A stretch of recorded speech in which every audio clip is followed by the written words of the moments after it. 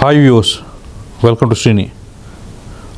Jubilee Hills by election నేపథ్యంలో అప్పుడు 2023లో కాంగ్రెస్ నుంచి పోటీ చేసిన మాజీ క్రికెటర్ అజరుద్దీన్ నేడు కాంగ్రెస్ ప్రభుత్వంలో మంత్రిగా ప్రమాణ స్వీకారం చేశారు. ఎలక్షన్ వేళ ఆయనకి మంత్రి పదవి కేటాయించడం ఏ విధంగా తీసుకోవచ్చు, దీని గురించి చర్చిస్తాకి మనతో అశోక్ గారు ఉన్నారు. అశోక్ గారు నమస్తే అండి. నమస్తే అన్న. ఏందండి, బై ఎలక్షన్ నేపథ్యంలో ముస్లిం ఓటర్లకి గేలం వేయటానికి కాంగ్రెస్ ప్రభుత్వం అజరుద్దీన్కి మంత్రి పదవి ఇచ్చింది అని వింటున్నాం. సోమిరెడ్డి చంద్రమోహన్ రెడ్డి టీడీపీ ఎమ్మెల్యే, ఆయన ఫార్ములా ఇక్కడ వర్కౌట్ అయిపోతుందని నేనైతే భావిస్తున్నా. అది అవునో కాదో నేను మళ్ళీ అంటే వేచి చూడాలంటే లాస్ట్ 1.5 రోజు ముందు కూడా పూర్తి స్థాయిలో ఎలక్షన్ ప్రభావితం అయిపోతాయి. అనేక చోట్ల సర్పంచ్ ఎలక్షన్స్ కావచ్చు, ఎంపీటీసీ ఎలక్షన్స్ కావచ్చు, రాత్రుల్లోనే ఏదో అయిపోతూ ఉంటాయి. ఇంక ఎలక్షన్ గురించి ప్రత్యేకంగా చెప్పాల్సిన పని లేదు. కానీ ఇవాళకున్నటువంటి డేటా ప్రకారం, ఇవాళకున్నటువంటి ఏదైతే పబ్లిక్ వేవ్ ఉందో దాని ప్రకారం నేను చెప్పినట్టు సోమిరెడ్డి చంద్రమోహన్ రెడ్డి గారి ఫార్ములా వర్కౌట్ అవుతుందని చెప్తున్నా. అదేంటంటే సోమిరెడ్డి చంద్రమోహన్ రెడ్డి గారు అనేక మార్లు ఎమ్మెల్యేగా పోటీ చేశారనమాట. కానీ గెలవలా మొన్న ఎలక్షన్లో ఏమైందో చూసాం. అంటే అందరూ ఏమనుకుంటారంటే ఓడిపోతూనే ఉంటారు కదా అని అనుకుంటారు. కానీ రాంగోపాల్ వర్మ అది ఒక మాట అంటాడు అనమాట. సహజంగా ఒక సిద్ధాంతం అనుకోండి, ఒక చిన్నపాటి పదం అనుకోండి. ఏమంటాడంటే నువ్వు ఎంత కొట్టినా చావని పామురా అంటాడు. ఆ రకాన నవీన్ యాదవ్ గారు ఈ జూబ్లీహిల్స్ కాన్స్టిట్యున్సీని అంటిపెట్టుకొనే ఉన్నాడు. 2014 మొదలు ఈ రోజునంటే దాదాపు 10 ఏళ్లలో దాదాపు 3 ఎలక్షన్ ఇది ఆయన ఫేస్ చేయడం. 2014లో కూడా ఒకసారి మనం ఆ డేటా పరిశీలించి చూస్తే 2014లో అంటే ఈ ప్రధాన పార్టీ నుంచి ఆయన టికెట్ రాకపోవడం వల్ల ఎంఐఎం నుంచి పోటీ చేశాడు. అయితే మన జూబ్లీహిల్స్ యొక్క పరిస్థితులు మనం గమనిస్తే బస్తీ యొక్క వాతావరణం కానీ లేకుంటే ముస్లిం మైనారిటీ ఓటర్లు కానీ ఎక్కువ శాతం కనిపిస్తూనే ఉంటారు. ఇంకా ఈ యూసఫ్ కూడా దగ్గర ఉన్నటువంటి వాళ్ళ ఏదైతే వాళ్ళ ఇల్లు ఉన్నదో కార్యాలయము, వాళ్ళు పోటీ చేయకపోని ఆ కార్యాలయంలో నిరంతరం జనాలు కిటకిటలాడుతూ ఉంటారనమాట. శ్రీశైలం యాదవ్ కార్యాలయం ఏడంటే వాళ్ళు చెప్తారు. ఆయన చిన్నబిడ్డ అయినటువంటి నవీన్ యాదవ్ గురించి కూడా అందరూ మాట్లాడతారు. ఎందుకంటే నిరంతరం కార్యకర్తలు ఏదన్నా అవసరాల్లో ఉన్నా బాధల్లో ఉన్నా కూడా వాళ్ళకు తోచినంత ఎవరన్నా 10 రూపాయలు అడిగితే వీళ్ళ దగ్గర శక్తి కొద్దీ 2 రూపాయలనే ఇచ్చేటువంటి మనస్తత్వం గల వ్యక్తులు. దాంతోపాటు ఈ యొక్క హైదరాబాదులో ఇంపాక్ట్ చేసేటువంటి పెద్ద ఫేసెస్లో ఏదంటే పబ్లిక్ ఫేసెస్లో ఈ మనం మాట్లాడేటువంటి శ్రీశైలం యాదవ్ గారు, లేకుంటే తలసాని శ్రీనివాస్ యాదవ్ కావచ్చు, లేకుంటే పీజీఆర్ కావచ్చు, ఇటువంటి పేరు మోసిన వాళ్ళు వీళ్ళ ఫ్యామిలీ కూడా ఒకటి. కానీ ఎలక్షన్లో అంటే రాజకీయ రంగంలో అంతగా రాణించలేదు. కానీ పోటీ చేసే కొద్దీ ఈసారి అంటే మరింత ఎక్కడ మనకు లూప్ హోల్స్ వస్తున్నాయి, పలానా సెక్టర్లో మనం వెనకబడినాము, లేకుంటే పలానా వార్డులో వెనకబడినామని చెప్పి వాళ్ళ అవసరాలు తీర్చడం కానీ, వాళ్ళతో మమేకం అవ్వడం కానీ, ఆ తప్పులు మళ్ళీ బేరీ చేసుకుంటా నెక్స్ట్ ఎలక్షన్కి మరింత స్ట్రెంత్ అవ్వడం కానీ ఆ రకం చేసుకుంటూ పోతున్నారు. సో 2014లో ఎంఐఎం నుంచి పోటీ చేశారు. ఎంఐఎం నుంచి పోటీ చేసినప్పుడు జనరల్గా పాలలో నీళ్లు కలిపినప్పుడు ఈ పాల నీళ్ళు అనే ఆ వ్యత్యాసమైన కనిపించదు. అవన్నీ పాలే అని మాట్లాడతాం. చిక్కటి పాలలో నీళ్లు కలిపినా అక్కడ ఆ రకాన ఎంఐఎంతో కలిసినప్పుడు ఈ యొక్క ముస్లిం మైనారిటీ యొక్క ఓటర్లు ఎవరైతే ఉన్నారో వాళ్ళు నవీన్ యాదవ్తో పూర్తి స్థాయి టచ్లోకి గెలిపినారు. అంటే ఆ పార్టీకి సంబంధించినటువంటి పెద్దోళ్ళు కూడా దీంట్లో ఉన్నారనమాట. తర్వాత కాలక్రమం ఏమైందంటే తర్వాత ఆయన ఇండిపెండెంట్గా పోటీ చేయడం కానీ, మళ్ళీ మొన్న ఎలక్షన్లో కూడా ఆయన పోటీ చేసినప్పుడు ఎప్పుడు పోటీ చేసినా కూడా ఈ యొక్క మాగంటి గోపీనాథ్కి వ్యతిరేకంగానే పోటీ చేస్తూ వచ్చాడు. కానీ మధ్యలో అజరుద్దీన్ గారు కాంగ్రెస్ నుంచి పోటీ చేసేటువంటి ఈ క్రమంలో అజరుద్దీన్ గారికి కూడా ఇదే మాగంటి గోపీనాథ్ గారితో పూర్తి స్థాయి ఫైట్ అనమాట. అజరుద్దీన్ గారు కూడా ఈ జూబ్లీహిల్స్ కాన్స్టిట్యున్సీని అడ్డుపెట్టుకొని ఉండడం వల్ల గోపీనాథ్తో ఇప్పుడు ఆ ఫైట్ ఉండేది. ఇన్ని పర్యాయాలు మాగంటి గోపీనాథ్ గెలిచినొచ్చు కాక మొన్న అనారోగ్య రీత్యా ఆయన స్వర్గస్థులైనందుకు నిజంగా అదైతే బాధాకరము. కానీ ఒక చిన్నపాటి తప్పు ఏం జరిగిందంటే ఆయన ఫ్యామిలీకి సంబంధించి ఈ బీఆర్ఎస్ అత్తి వల్ల బీఆర్ఎస్కి సంబంధించినటువంటి ఒక ప్రైవేటు ఛానల్ టీవీ 3x3 అంటారు దాన్ని, అక్కడికి పోయి స్క్రిప్ట్ ఇచ్చి మరీ పంపించే వాళ్ళ వైఫ్ని వాళ్ళు అడిగేటువంటి క్వశ్చన్ ఆమె సమాధానం చెప్పలేక ఆవిడ మాట్లాడినటువంటి మాటలు అంటే ఇదే జూబ్లీహిల్స్కి సంబంధించి కమ్మ ఓటర్లు కూడా ఇంత ప్రభావితం చూపించగలిగేవాళ్ళే. కానీ కమ్మ ఓటర్లో కూడా వ్యతిరేకత వచ్చే విధంగా అంటే గతంలో మాగంటి గోపీనాథ్ గారు కమ్మోళ్ళ కోసం ఏమీ చేయలేదు అనేది కూడా ఎస్టాబ్లిష్ అయింది ఆవిడ ఆ ఇంటర్వ్యూ వల్ల. లేకుండా ఉంటే ఆయన చనిపోయినాడు, మాగంటి గోపీనాథ్ గారికి మన బాధలు తెలియదులే, తెలిసింటే చేసేవాడేమోలే అనుకునే వాళ్ళకున్నారు ఇవాళ ఇక్కడ కమ్మోళ్ళు. కానీ ఈవిడ ఏదైతే బీఆర్ఎస్ వెనకల నుంచి ఈ స్క్రిప్ట్ ఇచ్చి నడిపించిందో పలానా టీవీతో కూర్చొని అది బూమ్రాంగ్ అయిపోయింది, అటర్ ఫ్లాప్ అయిపోయింది. అప్పుడు దాకా ఎడ్జెట్ ఉండేదంటే BRS versus Congress, BRS versus Congress అంటూ ఉన్నారు. కానీ వెనకటికి బీజేపీకి ఏమైనా అవకాశం ఉండదో లేదో వాళ్ళు తగ్ ఆఫ్ వార్ కింద అంటే చాప కింద నీరులాగా వెళ్తూ ఉన్నారు. కానీ దాని యొక్క ప్రభావం ఏమాత్రం ఉంటుందో నాకైతే తెలియదన్నా. ఈ క్రమంలో వాళ్ళ గోతులు వాళ్ళు తవ్వుకున్నారు ఆ ఇంటర్వ్యూ వల్ల అని నేను చెప్తాను. ఈ అజరుద్దీన్ గారికి ఈ టైంలో మినిస్టర్ ఇవ్వటం ఓటింగ్ పైన ప్రభావితం చూపిస్తుందంటారా?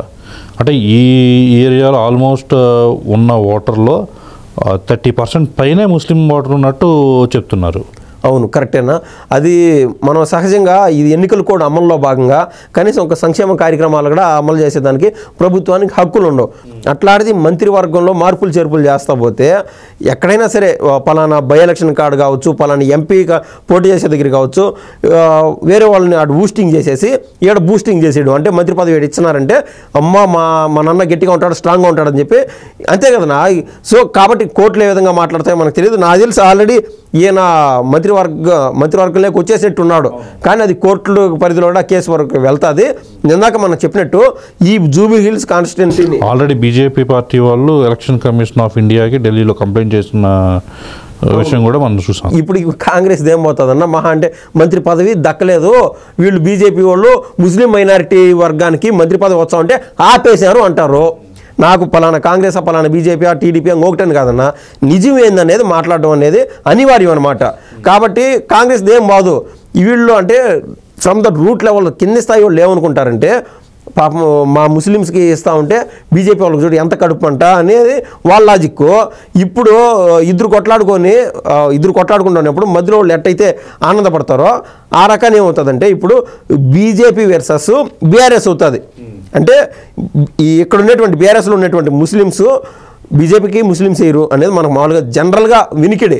కానీ బీఆర్ఎస్కి పడాల్సినటువంటి ముస్లిం ఓట్లు ఏవైతే ఉన్నాయో మంత్రివర్గంలోకి పలానా అజారుద్దీన్ వెళ్ళకున్నా కూడా ఆ ముస్లిం యొక్క మైనారిటీ వర్గానికి సంబంధించినటువంటి ఓటర్లు మొత్తం కాంగ్రెస్ సైడు మళ్తారని నేను భావిస్తున్నా. ఎందుకంటే నేను చెప్పినట్టు రూట్ లెవెల్లో వాళ్ళకి తెలియదు, ఒరే మన ముస్లిమ్స్కి ఈ నీకుంటా చేసేసారా అంటారు. సో ఈ యొక్క ఎమోషన్ పెరిగిపోతుంది, అది లాజిక్. అయితే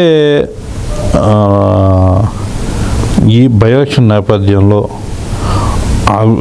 ఎవరైతే మాగంటి గోపీనాథ్ గారు అస్తమించారో ఆయన భార్య విషయంలో కూడా అనేక ఆరోపణలు వచ్చినాయి. అవి అంటే ఆవిడ లీగల్గా భార్య కాదని చెప్పి ఎవరో నేను ఫస్ట్ భార్య కొడుకునని చెప్పి కంప్లైంట్ పెట్టిన వ్యక్తిని చూసాము. ఇవన్నీ ఏ విధంగా జనాల్లోకి వెళ్తాయంటారు? అది వెళ్ళవని నేను అనుకుంటున్నాను. అంటే నేను మొన్న కూడా ఒక వీడియోలో చెప్పినప్పుడు నేను ఏమనుకున్నానంటే అదే ఆంధ్రాలో ఇటువంటి సాంప్రదాయం లేదు. ఎక్కడైనా ఒక మనిషి చనిపోతే ఆ మనిషికి సంబంధించినటువంటి ఫ్యామిలీ మెంబర్స్ పోటీ చేస్తారు, మిగిలిన వాళ్ళు సైలెంట్గా ఉంటారు. కానీ ఫ్రమ్ దుబ్బాక ఎలక్షన్ మొదలు 1 or 2 ఎలక్షన్స్ తర్వాత కూడా జరిగినాయి.